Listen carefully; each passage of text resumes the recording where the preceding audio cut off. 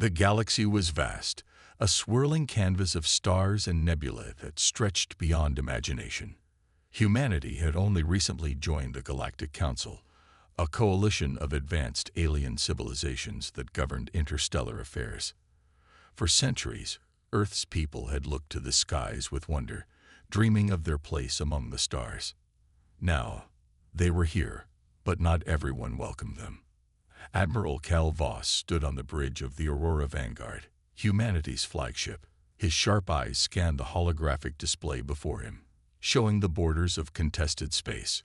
These regions, rich in resources like dilithium crystals and helium-3, were claimed by older species who viewed humans as reckless newcomers. To them, Earth was an upstart planet, barely out of its cradle, yet bold enough to challenge ancient traditions. Kale clenched his fists as he replayed the transmission from Delta 7, one of humanity's most promising mining colonies. The message was fragmented, filled with static and screams. "They're attacking. No time to evacuate." Then silence. When rescue ships arrived days later, all they found were ruins, smoldering wreckage, and lifeless bodies floating in the cold vacuum of space. There were no survivors. Earth's leaders demanded answers from the Galactic Council, accusing rival factions of orchestrating the attack. But their pleas fell flat. Older species dismissed the tragedy as an accident or blamed rogue pirates operating outside the law. Some even suggested it was humanity's fault for settling such a volatile region.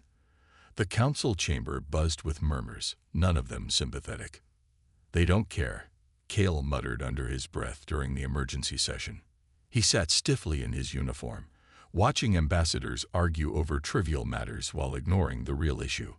Zinara, a graceful ambassador from the aquatic Nereid race, caught his eye and gave a subtle nod.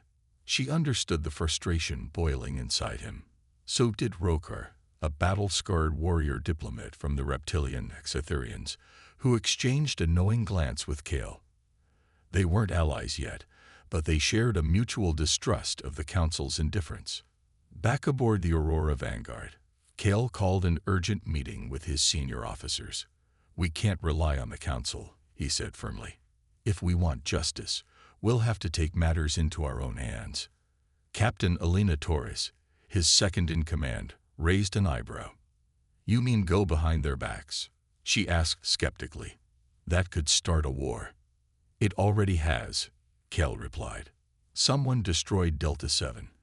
And if we don't find out why, more colonies will follow. We owe it to those who died to uncover the truth." Kale began assembling a plan.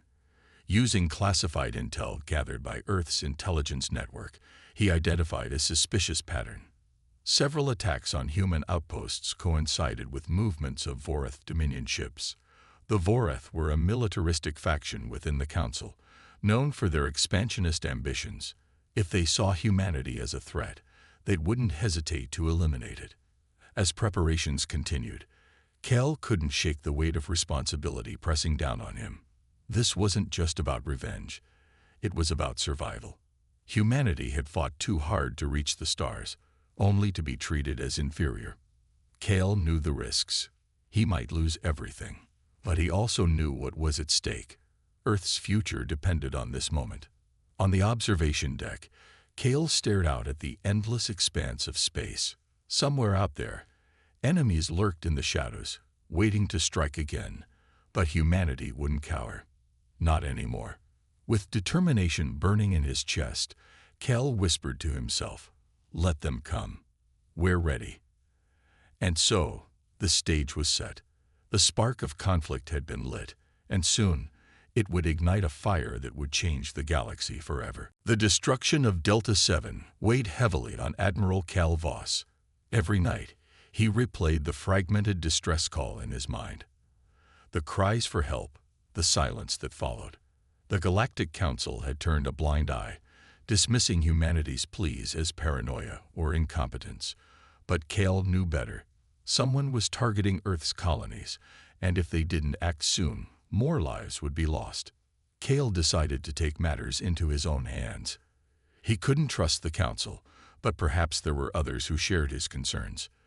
Two figures came to mind: Zinara, the telepathic ambassador from the aquatic Nereid race, and Rokar, the battle-hardened diplomat from the reptilian Cytherians. Both had shown subtle signs of sympathy during the council session. It was a risk reaching out to them, but Kale had no other options. Late one evening, under the guise of a routine diplomatic meeting, Kale arranged a secret rendezvous aboard the Aurora Vanguard. The ship drifted silently near the edge of contested space, far from prying eyes. When Zinara and Rokar arrived, their expressions were guarded. They stepped cautiously onto the bridge, where Kale greeted them with a respectful nod. "We don't have much time," Kale began without preamble. "I believe the Vorath Dominion is behind the attack on Delta 7. If we don't expose them, they'll keep pushing until humanity, and anyone else they see as weak, is wiped out." Zinara tilted her head, her shimmering scales reflecting the dim light. "You're asking us to betray the council," she said softly, her voice carrying both curiosity and caution. "Why should we trust you?" "Because you know I'm right," Kale replied firmly. "The Vorath are a threat to everyone, not just Earth. They've been consolidating power for decades, using fear and manipulation to control the galaxy. If we let them get away with this, none of us will be safe." Rokar crossed his scaly arms, his golden eyes narrowing. "Even if we agree, what can we do? The Vorath have spies everywhere. One wrong move, and we'll all end up exiled, or worse." Kale leaned forward, lowering his voice. "That's why we need to work together. My intelligence team has uncovered evidence linking the Vorath to recent attacks on human colonies. If we gather enough proof, we can expose them before the entire council. But I can't do it alone." For a moment, silence hung in the air. Zinara exchanged a glance with Rokar, their unspoken communication hinting at years of shared experience. Finally, Zinara spoke. "If what you say is true, then we have a duty to act. The Nereids value truth above all else. I'll help you, but only if you promise to use this information wisely." Rokar grunted, his tone gruff but resolute. "And the Exetherians won't stand by while cowards hide behind lies. Count me in, human. But if you betray us, I'll make sure you regret it." With their tentative alliance secured, the trio began pooling resources.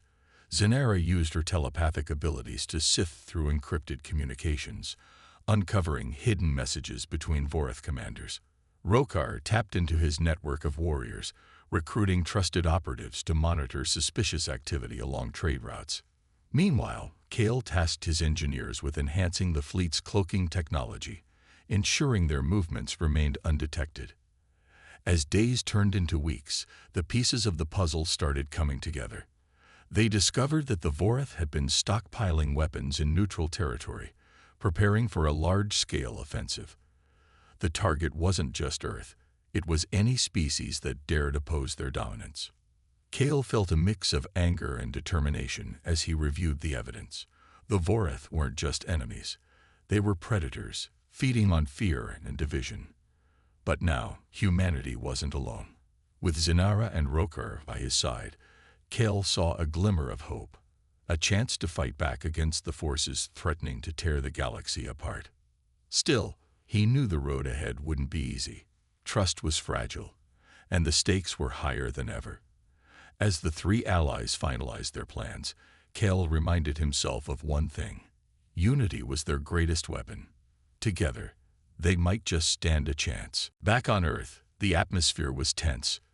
News of Delta 7's destruction had spread like wildfire, sparking outrage and fear among the population. The United Earth Senate convened in an emergency session, debating how to respond. Some senators argued for diplomacy, urging patience and trust in the Galactic Council. Others demanded immediate retaliation, claiming that humanity's survival depended on showing strength. Admiral Cal Voss stood before the assembly, his presence commanding yet calm. He had spent hours preparing his case, knowing this decision would shape Earth's future. "Honorable senators," he began, his voice steady but firm, "we cannot wait for the council to act. Every moment we delay gives our enemies time to strike again. We must take control of our destiny. Kale presented the evidence gathered by Zanara and Roker, the intercepted communications, the patterns of attacks, and the Vorath weapon stockpiles in neutral territory. The room fell silent as holographic projections displayed maps and data linking the Vorath Dominion to the destruction of Delta 7. Gasps rippled through the chamber, followed by murmurs of disbelief and anger. Senator Marilyn, a vocal advocate for peace, rose to speak. Even if this is true, Admiral, do you realize what you're proposing? Attacking the Vorath without council approval could lead to war, a war we may not survive. I understand the risks, Kale replied, meeting her gaze, but doing nothing guarantees failure. If we don't stand up now, we'll lose more colonies, more lives. Is that what we want, to let fear dictate our actions? His words struck a chord. Senator Elias Drake, a former ally turned critic, chimed in. This isn't about courage, Kale. It's about recklessness. You're gambling with humanity's place in the galaxy. Kale clenched his jaw, but kept his composure. Sometimes, a gamble is necessary to protect what matters most. I'm not asking for blind faith. I'm asking for trust in our ability to fight back. Trust in the men and women who've dedicated their lives to defending Earth. After hours of heated debate, the Senate reached a decision. By a narrow margin, they authorized a covert operation against the Vorath Weapons Depot. The mission would be swift, surgical, and untraceable, or so they hoped. If successful, it would send a clear message. Humanity would no longer tolerate aggression. Preparations moved quickly. Engineers worked around the clock to enhance the fleet's cloaking technology, ensuring the ships could slip past Vorath sensors undetected. Captain Elena Torres handpicked a team of elite pilots and soldiers, each chosen for their skill and loyalty. Meanwhile, Kel coordinated with Zanara and Rokar, who provided additional intel and resources. The night before the mission, Kel walked the halls of the Aurora Vanguard, checking on his crew. He stopped at the engineering bay, where Lyra Solon, a brilliant engineer from the Arachnix clan, was fine-tuning the cloaking device. Her 6 limbs moved with precision as she adjusted circuits and wires. How's it looking? Kale asked. It'll hold, Lyra replied, her mandibles clicking softly. But don't push it too far. This tech wasn't built for prolonged use. Kale nodded. Understood. Thank you, Lyra. We couldn't do this without you. As dawn broke over Earth's horizon, the fleet launched into the void. The ships disappeared one by one, swallowed by the darkness of space. Their destination, a remote asteroid field housing the Vorath Depot. Intelligence suggested it was lightly guarded, making it an ideal target. When the fleet arrived, everything went according to plan. At first, the cloaking devices held, allowing the ships to approach undetected. Strike teams deployed, disabling defenses and planting explosives deep within the facility. But just as they prepared to retreat, alarms blared. Reinforcements had arrived sooner than expected. Admiral, we've got incoming, shouted Captain Torres over the comms. Cal's mind raced. They were outnumbered and outgunned, but retreating now would mean failure and exposure. Hold your positions, he ordered. We finish the job, no matter what. The battle erupted, fierce and chaotic. Laser fire lit up the asteroid field as human fighters clashed with Vorath vessels. Despite the odds, the fleet fought with determination, driven by the knowledge that their actions could change the course of history. Finally, the explosives detonated, obliterating the depot in a fiery explosion. Cheers erupted across the fleet as they regrouped and flowed into the safety of hyperspace. Though battered, they had succeeded. News of the attack stunned the galaxy. The Vorath were furious, accusing humanity of provocation. But others saw something different. A species willing to fight for its survival. For the first time, humanity earned respect and fear from the stars. The explosion of the Vorath Weapons Depot sent shockwaves through the galaxy, both literal and metaphorical. News of humanity's daring strike spread like wildfire, igniting debates across star systems. While some species admired Earth's boldness, others condemned it as reckless aggression. The Galactic Council summoned Admiral Calvos to answer for his actions, and the stage was set for a trial that would shape the future of interstellar relations. Kale stood in the grand chamber of the council, its towering walls adorned with intricate carvings representing each member species. The air buzzed with tension as ambassadors whispered among themselves, their glowing eyes fixed on him. At the center of the room, Kale faced the High Arbiter, a towering figure from the insectoid Vryn race, whose translucent wings shimmered under the light. Behind him, Zinara and Roker sat quietly, their expressions unreadable but supportive. "You stand accused of violating interstellar law," the High Arbiter declared, his voice resonating like a low hum. "Your unauthorized attack on Vorath territory threatens the stability of this coalition. How do you plead?" Kale took a deep breath, his posture unwavering. "I plead not guilty," he said firmly. "We acted in self-defense against an imminent threat. The Vorath have been targeting human colonies, and we presented evidence of their conspiracy during our last session. Yet no action was taken. What choice did we have?" A murmur rippled through the chamber. Ambassador Violet of the Vorath Dominion rose to his feet, his sleek black armor gleaming menacingly. "Self-defense," he sneered, his voice dripping with disdain. "This is nothing more than a baseless excuse for warmongering. Humanity seeks to disrupt the peace we've maintained for centuries." Kale clenched his fists but kept his composure. He turned to address the assembly directly. "If peace means turning a blind eye to injustice, then it's no peace at all. Delta 7 wasn't just a colony, it was home to thousands of innocent lives. And they weren't the first. Other species have suffered under Vorath aggression, yet none of you dared to act." His words struck a nerve. Several ambassadors shifted uncomfortably in their seats. Zinara leaned forward, her telepathic abilities subtly amplifying Cal's message to those open to hearing it. Roker crossed his arms, his golden eyes scanning the crowd, silently challenging anyone to refute Cal's claims. Valeth scoffed. "You speak of justice, yet your actions prove otherwise. You attacked without provocation, destroying vital resources meant for defense, not conquest." "That's a lie," Cal shot back, stepping closer to the podium. "We found records proving those resources were intended for offensive operations aimed at crushing weaker species, including mine." He gestured to the holographic display behind him, where images of intercepted communications and logistical plans appeared. "These documents expose your true intentions, Valeth. Deny them if you can."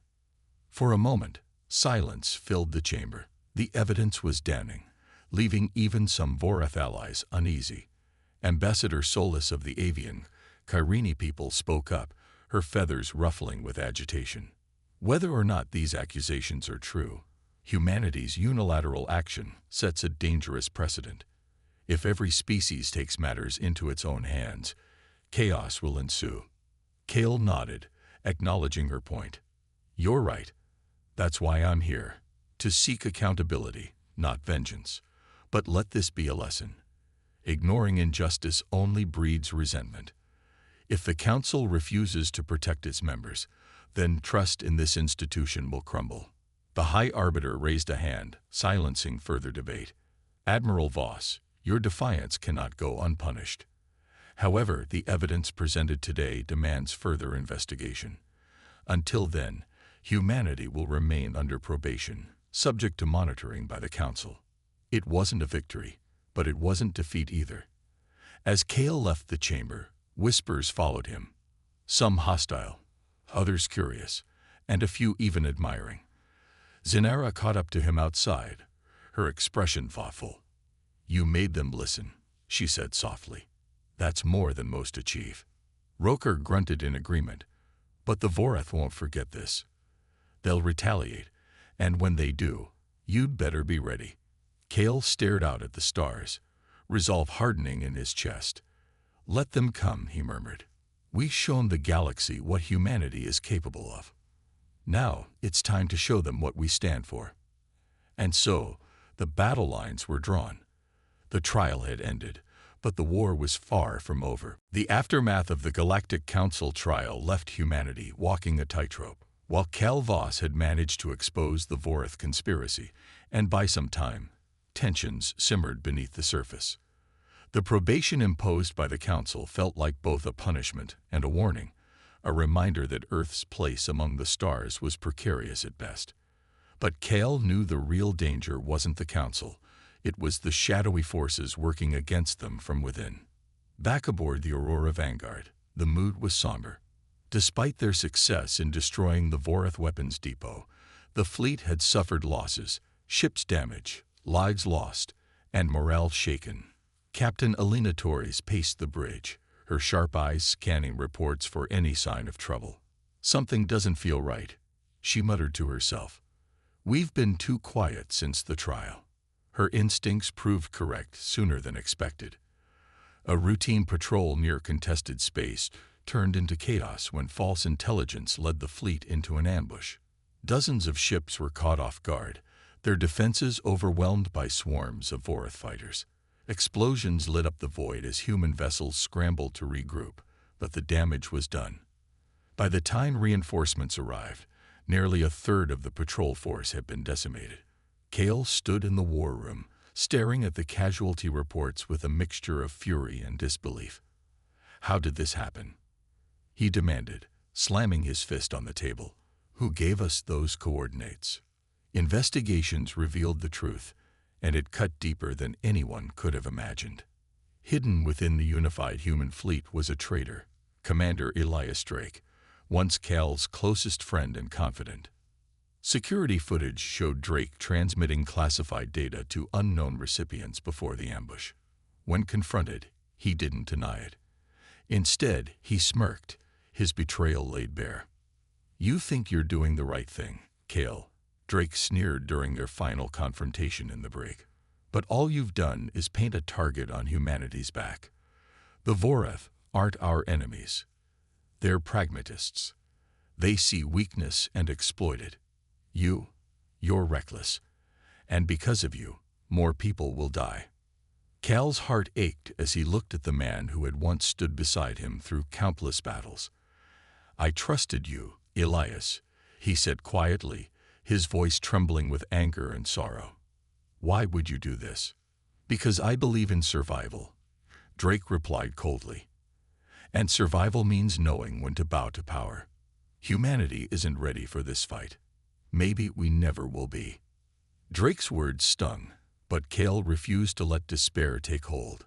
He addressed the crew over the ship's intercom, his tone steady despite the storm raging inside him. "We've faced setbacks before, and we'll face them again. What matters is how we respond. We don't give up. We don't back down. We rebuild, stronger than ever." The fleet rallied around him, determined to rise above the betrayal. Engineers worked tirelessly to repair damaged ships, while strategists reevaluated every piece of intel to root out further leaks. Zenara used her telepathic abilities to screen key personnel, ensuring no other spies lurked in their ranks. Rokar sent word to his Cytherian allies, urging them to increase patrols along shared borders to deter future attacks. As the days passed, Cale found solace in small victories. Lyra Solon introduced upgraded shielding technology, making the fleet more resilient. New recruits poured in, inspired by humanity's defiance against overwhelming odds. Even Senator Marilyn, once skeptical of Cal's methods, publicly praised his leadership, calling for unity in the face of adversity. But the wound of Drake's betrayal lingered. Late one night, Cale sat alone in his quarters, staring at a hologram of happier times, himself and Drake standing side by side after their first major victory. He clenched his jaw, forcing himself to focus on the present. Trust was fragile, yes, but so was hope. And hope was what kept humanity fighting. "We'll find you, Elias," Cale whispered to the empty room. "And when we do, you'll answer for what you've done." For now, though, the war continued. Shadows loomed large, but Cale vowed to keep moving forward. Humanity had come too far to falter now. The betrayal by Commander Elias Drake left scars that ran deep, not just within Admiral Cal Voss, but across humanity itself. Trust was shattered, and fear began to creep into the hearts of those who had once stood united. Yet, amidst the chaos, something unexpected happened. The attack on Delta 7, the daring strike against the Vorath weapons depot, and now the devastating ambush. All of it had ignited a spark in the galaxy. Humanity's defiance resonated far beyond Earth's borders, inspiring others who had long suffered under the oppressive thumb of the Galactic Council. Refugees from oppressed species started arriving at human outposts, seeking sanctuary. Some were fleeing persecution by the Vorath. Others sought refuge from corrupt factions within the Council. Among them were rebels, exiles, and dreamers, beings tired of living in fear. They brought with them not only their stories of hardship, but also skills, knowledge, and technologies that would prove invaluable. Lyra Solon, the brilliant Arachnix engineer, took charge of integrating these newcomers into the fleet. Her 6 limbs moved tirelessly as she worked alongside refugees to upgrade ships and develop new weapon systems. One group of insectoid artisans introduced a lightweight alloy that made human fighters faster and more maneuverable. Another team of cybernetic specialists enhanced communication arrays, allowing for real-time coordination across vast distances. Slowly but surely, the unified human fleet transformed into something greater, a symbol of resistance against tyranny. Zinara and Rokar played crucial roles in rallying support. Zinara used her telepathic abilities to forge connections with sympathetic ambassadors, convincing several species to secretly back humanity's cause. Rokar traveled to distant star systems, meeting with rebel leaders and warlords who shared his disdain for the Council's corruption. Together, they formed a coalition, a patchwork alliance of misfits and underdogs united by a common goal: to challenge the status quo. Kale watched this transformation with a mixture of pride and caution. "We're no longer fighting just for Earth," he told Captain Elena Torres during a late-night strategy session. "We're fighting for everyone who's ever been silenced, ignored, or pushed aside." Elena nodded, her sharp eyes reflecting determination. "But that also means we're taking on bigger risks. If the Council finds out about this coalition, they'll call it treason," Kale finished for her. "But if we don't stand together now, when will we? This isn't just about survival anymore. It's about creating a future where every voice matters." To solidify their unity, Kale organized a summit aboard the Aurora Vanguard. Representatives from dozens of species gathered in the ship's Grand Assembly Hall, their diverse forms filling the room with a kaleidoscope of colors and sounds. For the first time, humanity wasn't alone. It was leading a movement, a galactic resistance. During the summit, Kale delivered a speech that echoed through the chamber. "For too long, we've let fear divide us," he said, his voice steady yet impassioned. "The Vorath thrive on that fear, using it to control and conquer. But today, we choose courage over cowardice, hope over despair. Together, we'll show the galaxy what happens when the oppressed rise up." The crowd erupted in cheers, their voices blending into a symphony of defiance. Even Zinara, usually reserved, raised her shimmering hand in solidarity. Rokar gave a rare smile, his golden eyes gleaming with approval. But challenges remained. Supplies were stretched thin, and tensions flared between factions unaccustomed to working together. Still, Kale reminded himself why they fought: for justice, for freedom, and for a chance to rewrite the rules of the galaxy. As the summit concluded, Kale stepped onto the observation deck, gazing at the stars. Somewhere out there, the Vorath plotted their next move. But here, aboard the Aurora Vanguard, humanity stood ready, not as victims, but as warriors. And for the first time, Kale felt a flicker of hope. The resistance had risen. Now, it was time to fight back. The galaxy held its breath as news spread of the resistance's growing strength. Humanity, once dismissed as an insignificant newcomer, had become a beacon of hope for oppressed species across the stars. But with every victory came greater risks. And now, the Vorath Dominion was preparing to strike back. Their target, Epsilon Crucis, a strategic star system that served as a vital trade hub and supply line for the coalition. Admiral Cal Voss stood on the bridge of the Aurora Vanguard, staring at the holographic map of the region. The stakes couldn't be higher. If the Vorath seized control of Epsilon Crucis, they would cut off critical resources and isolate the resistance. Worse still, it would send a message to the galaxy that humanity's defiance could be crushed.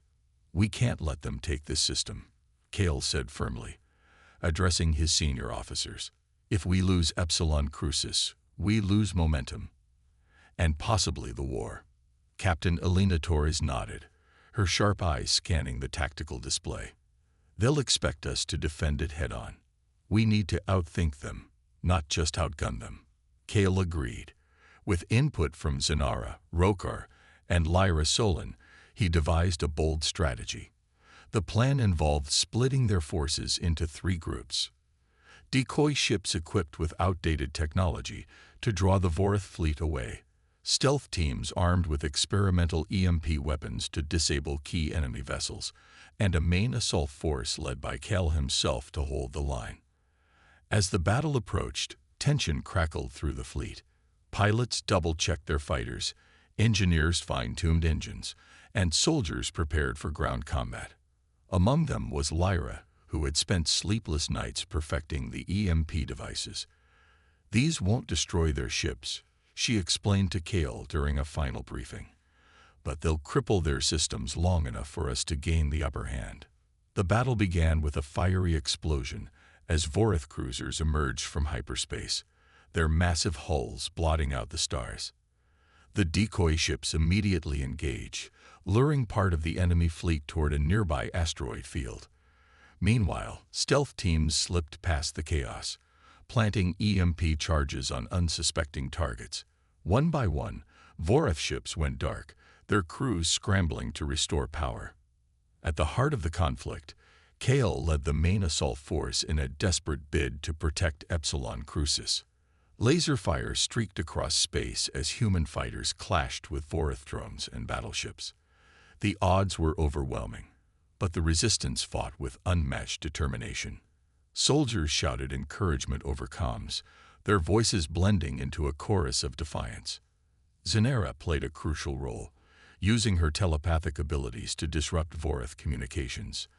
"Their commanders are blind," she reported calmly, her shimmering scales glowing faintly under the ship's lights. "We have the advantage, for now." Rokar, leading a Scytherian strike team, launched boarding actions against disabled Vorath vessels. His warriors moved like shadows, neutralizing enemy troops and securing valuable intel. "This is what we've trained for," he growled, his golden eyes gleaming with pride. "Let them remember our names." Despite their efforts, the battle raged on, testing every ounce of skill and courage. Cale found himself locked in a dogfight with a Vorath ace pilot, dodging laser blasts while returning fire. Sweat dripped down his brow as he pushed his fighter to its limits. Finally, with a well-timed shot, he sent the enemy spiraling into oblivion. By the time reinforcements arrived, the tide had turned. Exhausted but victorious, the resistance secured Epsilon Crucis, ensuring its continued use as a lifeline for their cause. As the survivors regrouped, Cale reflected on the cost of their triumph. Ships lost, lives sacrificed, but also the resilience they had shown. This wasn't just about holding ground, Cale told his crew over the comms. It was about proving that no matter how many times they try to break us, we'll keep fighting back. Epsilon Crucis burned brightly in the distance, a symbol of hope amidst the wreckage. The resistance had won a hard-fought victory. But Cale knew the war was far from over. The victory at Epsilon Crucis was a turning point, but it came at a cost. The resistance had proven its strength, yet cracks began to form within their fragile coalition. As word of the battle spread, some species grew wary of humanity's growing influence. Whispers of distrust rippled through the ranks, fueled by fear that Earth sought not just survival, but dominance. Admiral Cal Voss felt the weight of these doubts pressing down on him. Late one night, he stood on the observation deck of the Aurora Vanguard, staring out at the stars. His mind raced with questions. Had they pushed too far? Was humanity seen as another empire in the making? He clenched his fists, frustration boiling beneath the surface. They had fought for unity, for freedom, not power. Yet perception often mattered more than reality. Zenera approached quietly, her shimmering scales reflecting the soft glow of the ship's lights. "You're troubled," she said gently, her telepathic voice brushing against his thoughts like a breeze. "What weighs on your mind?" Kale sighed, turning to face her. "We've won battles, Zenara, but I'm starting to wonder if we're losing the war for hearts and minds. Some factions think we're using this resistance to build an empire of our own." Zenera tilted her head, considering his words. "Fear is a powerful weapon, Kale. The Vorath know this, and so do those who oppose you. If we don't address these concerns, they'll tear us apart from within." Her warning proved prophetic. Days later, a propaganda broadcast flooded the Galactic comms network. It featured Commander Elias Drake, now openly working as a double agent for the Vorath. In the holographic message, Drake accused Kel of seeking dominion over the galaxy, claiming that humanity's defiance masked a hidden agenda of conquest. "Ask yourselves," Drake sneered, his cold eyes piercing through the screen, "who truly benefits from this war? Is Kale fighting for justice or for control?" The message sent shockwaves through the coalition. Allies who had once stood shoulder to shoulder with humanity began questioning their loyalty. Supplies dwindled as some species pulled back support, fearing they were aiding the rise of another tyrant. Even among human crews, murmurs of doubt spread, eroding morale. Kale knew he couldn't ignore the accusations. Gathering the coalition leaders aboard the Aurora Vanguard, he called an emergency summit. When the chamber filled with representatives from dozens of species, Kale stepped forward, his expression resolute. "I won't deny that humanity has ambitions," he began, his voice steady but impassioned. "But our ambition isn't to rule, it's to survive, to thrive, and yes, to ensure no one else suffers under oppression. This resistance isn't about me or Earth, it's about all of us. Every species here has sacrificed too much to let fear divide us now." His words hung in the air, met with silence. Then Roker rose to speak, his deep voice cutting through the tension. "I've fought alongside humans. I've seen their courage and their flaws. But one thing is clear, Kale fights for unity, not power. If anyone doubts that, challenge him to step up and lead instead of spreading lies."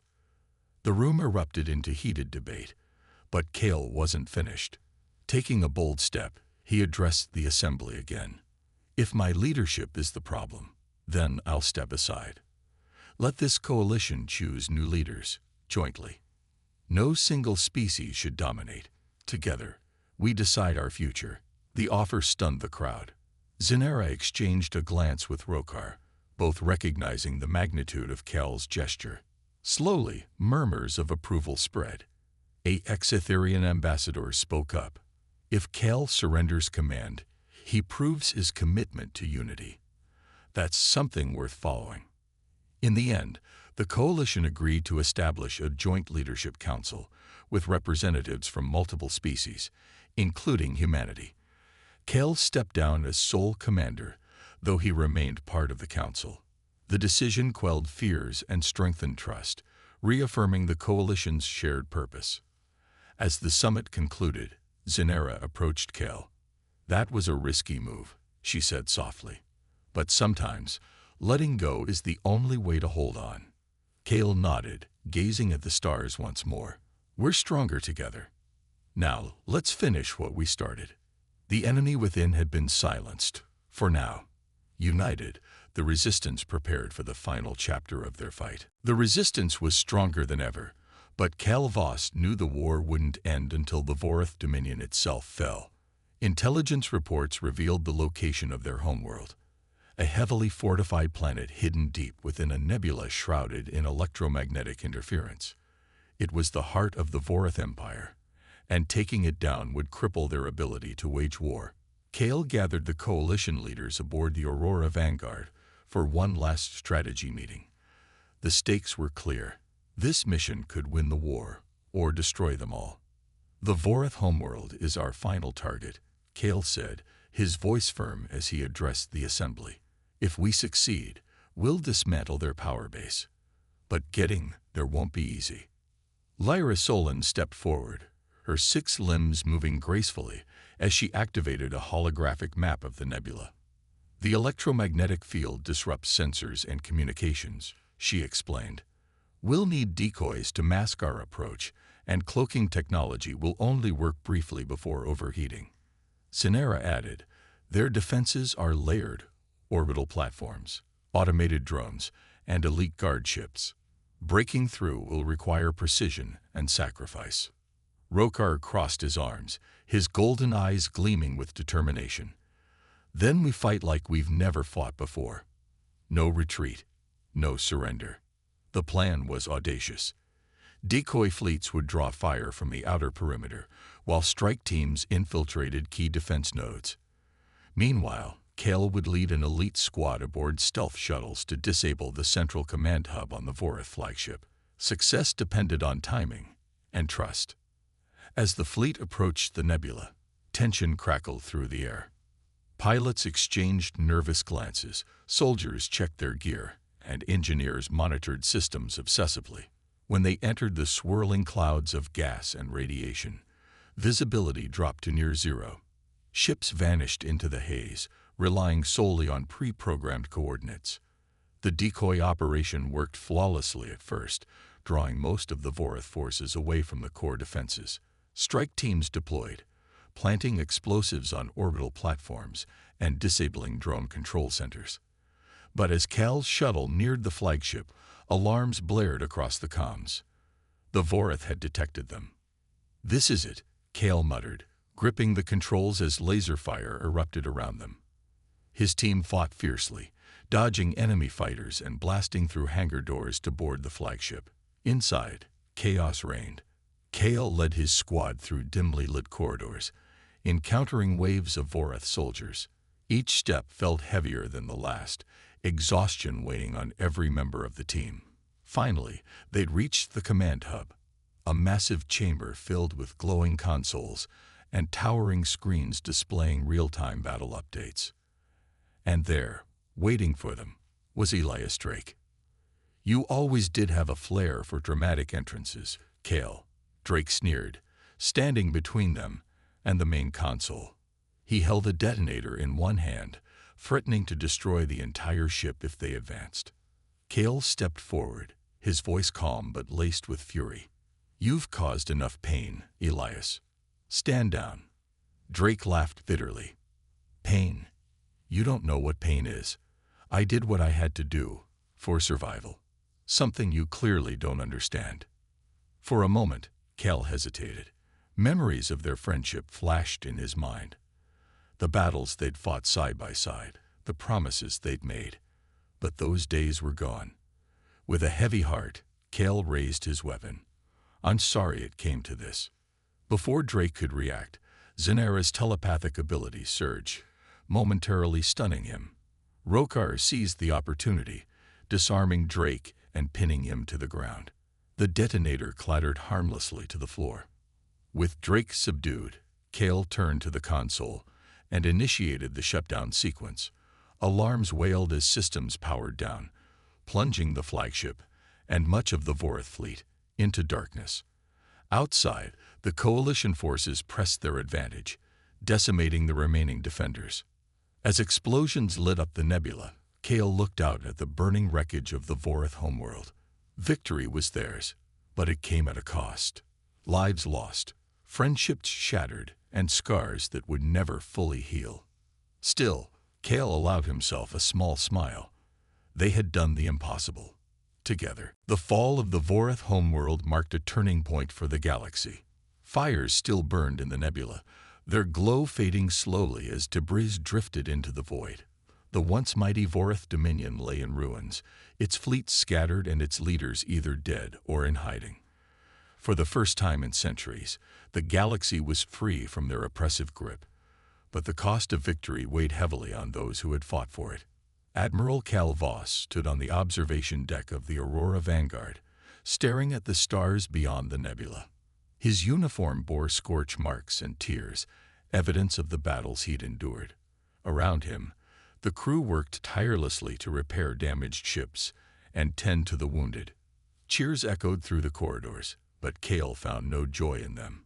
He thought of the lives lost: soldiers, engineers, civilians, and the sacrifices made by so many. Zenara joined him silently, her shimmering scales reflecting the soft light of distant suns. "It's over," she said gently, her telepathic voice soothing yet tinged with sadness. "You did what you set out to do." Cale shook his head, his expression weary but resolute. "No, Zenara, this isn't just about winning a war. It's about building something better, a future where no one has to live in fear. That work starts now." In the weeks that followed, the Coalition turned its attention to rebuilding. Refugees returned to liberated planets, reclaiming homes and livelihoods destroyed by the Vorith. Engineers like Lyra Solon collaborated with alien specialists to restore infrastructure, while diplomats worked to draft new agreements ensuring fairness and cooperation among species. Humanity's role in the Galactic Council shifted dramatically. They were no longer seen as upstarts, but as equals and leaders. Cale stepped down as admiral, choosing instead to mentor the next generation of leaders. He believed the Coalition needed fresh voices, untainted by the scars of war. Captain Elena Torres took command of the fleet, her sharp mind and steady hand earning respect across the galaxy. Rokar became an ambassador for the Exetherians, advocating for unity and justice within the Reformed Council. Zenara continued her work as a bridge between species, using her telepathic abilities to heal old wounds and foster understanding. At a grand ceremony aboard the Aurora Vanguard, representatives from dozens of species gathered to celebrate their shared triumph. Ships from every corner of the galaxy formed a massive formation in orbit, their lights twinkling like stars against the blackness of space. Cale addressed the assembly, his voice carrying both pride and humility. "We've shown the galaxy what happens when we stand together," he said, his eyes scanning the diverse crowd. "But this is not the end. It's a beginning. Let us remember why we fought. For freedom, for justice, for hope. And let us never forget the lessons we've learned." As applause erupted, Cale stepped back, allowing others to take center stage. Among them was Elias Drake, who had been captured during the final battle. Though some called for his execution, Cale insisted on leniency. "He deserves punishment," Cale told the council, "but also a chance to redeem himself." Drake was sentenced to serve under supervision, tasked with helping rebuild the worlds he had helped destroy. Later, Cale walked alone along the ship's corridors, pausing to watch as children played in a newly constructed recreation area. Their laughter reminded him of why they had fought, not for power, but for moments like these. Hope wasn't just a dream, it was a choice, renewed every day. On the observation deck, Zenara, Rokar, and Lyra joined him one last time. Together, they gazed at the endless expanse of stars. Scars remained, but so did promise. The galaxy was far from perfect, but it was theirs to shape. And as the Aurora Vanguard sailed onward, Cale whispered to himself, "The best is yet to come." The stars shone brighter than ever, promising a hopeful tomorrow.